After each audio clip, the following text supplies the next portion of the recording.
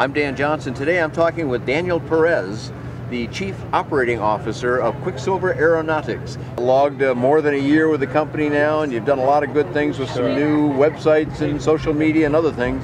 But possibly your biggest news is what we're standing in front of.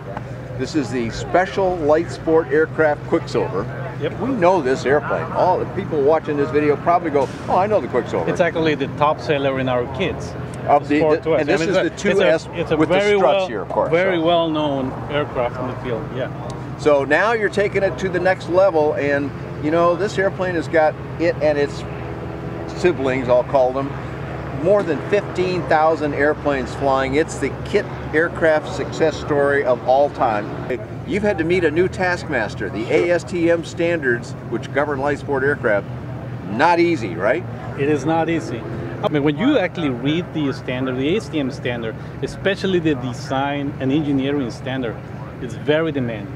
It's very demanding, and then you need to, in order to comply with that, you need to do a lot of testing. I mean, hours and hours and hours of testing and digital simulations, physical testing, put the structure into tremendous pressure in order to prove that your aircraft is ready to be a special light sport, as all the other ones. Right. Yeah. So these carbon fiber airplanes that look like they're just really strong. It's a tough standard to me. This has to meet the same ones that they all do. Absolutely, absolutely. Well, let's look at a couple of things that you had to do. There's a lot of tests, as you said, and you've hired Streamline Designs, which is one of our premier consulting companies, and Adam Morrison and Severin Kempf and his team their team.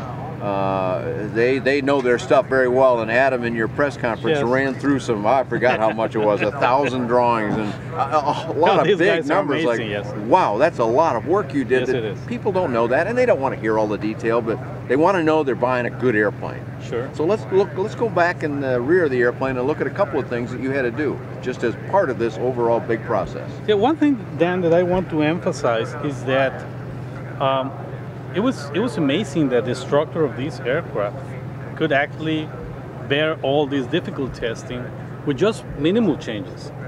So we're back here in the rear of the airplane now. There's a couple of parts of it that we want Daniel to show us in meeting these difficult ASTM standards.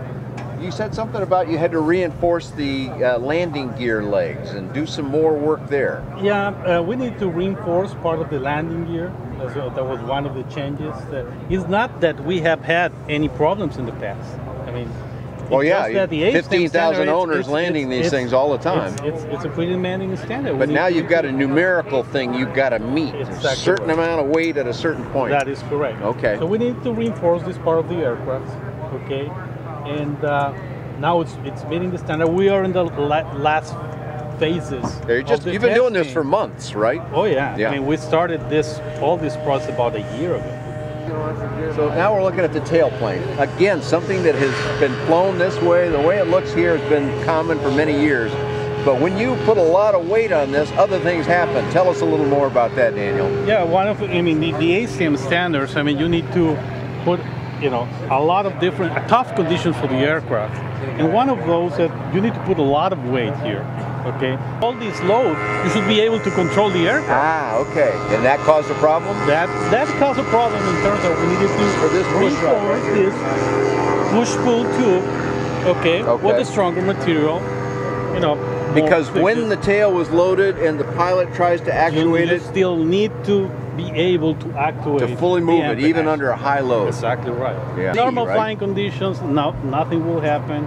But I mean, the ASTM standards, it covers a series of difficulties that you may experience while flying.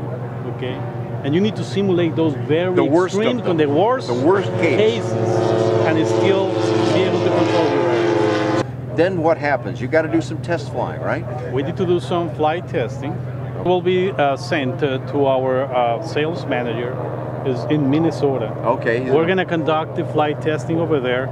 Flight testing is also very demanding in the standard. In fact, they just revised the standard, and after December, 100 hours of actual. Wow, is that right? Flight, it's mandatory. The flight testing, the lapse time for that, it's 3 to 4 weeks. Yeah, just to get, and that's flying every day. And that's the last part of the certification. Right after that, we're ready to receive the FAA. They are scheduled to be in our factory sometime in September. In September, yeah, it's around the corner. So why are you going through all this trouble with an airplane that people already knew and loved? That's a key question, right? Why are you going through all this struggle? I mean, we wanted to have in our portfolio a special light sport. I think that the market needs an affordable special light sport. And we strongly believe that our Sport Twist is well positioned to fulfill that niche in the market. So a lot of individuals, I mean, we hear this all the time. How come all these light sports are so expensive? You're going to affect that for the average user that just wants a nice little airplane to fly around in. Correct. But also flight schools.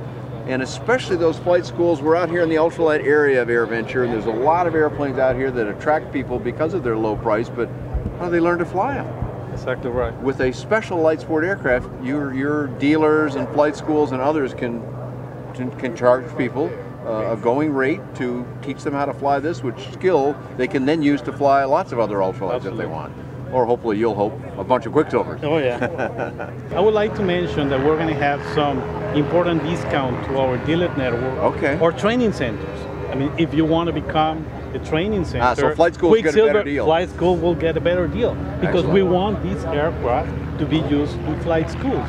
Excellent. As in the past with Quicksilver. Quicksilver was the most used plane in flight schools 15 years ago. Oh yeah, for as long as I can remember, and I've been in this business a long time. We want to recover that. Well, we strongly believe that we need to have these aircraft affordable for the flight schools.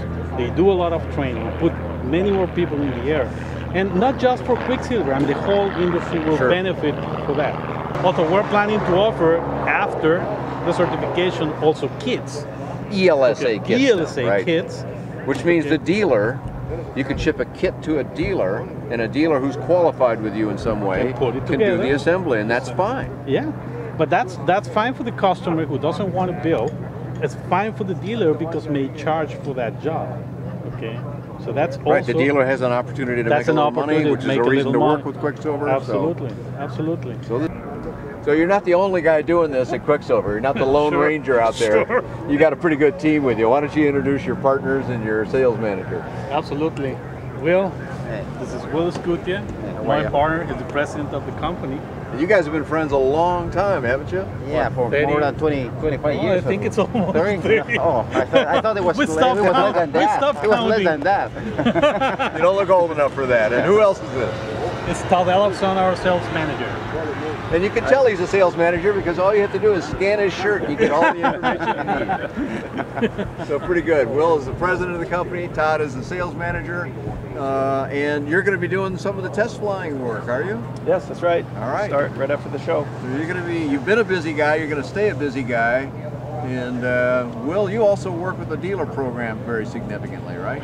Yeah, we're still in the process of relaunching this dealer program, and we hope to increase the number of dealers in our chain. So hopefully we're going to do this year better, much better. Well, I think the Special Light Sport aircraft product is going to help that quite a bit and give your dealers more opportunities to make money, as we discussed earlier.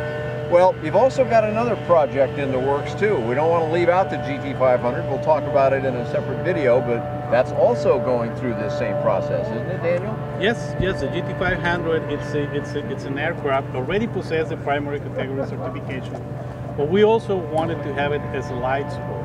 Okay, so I would say quite in parallel with the Sport Twist. You've been already working on it. Yes, it's less testing because of the primary category certification. But believe it or not, the ASTM standards, it's in some cases even more demanding. Is that right? It's even more demanding. So we're doing that testing, and we're planning to have the aircraft certified towards the end of the year. Okay. Well, congratulations to the whole Quicksilver team here. You've been working hard at this. You've been spending some precious money. It's going to come back to you, I'm sure, because we need a product like this. So. Well, we're talking today with Todd Ellison, the sales manager for Quicksilver Aeronautics, with Will Scutia, the president of the company, with Daniel Perez, the chief operating officer. Where do we find more information about Quicksilver on the web? We'll put it on the screen. Just give us your web address. It's a quicksilveraircraft.com. Quicksilveraircraft.com. Easy. My name's Dan Johnson. I've got information about all these airplanes and many more light sport aircraft and light kits. You can find that on bydanjohnson.com or bydanjohnson.com. Thanks so much for joining us here today.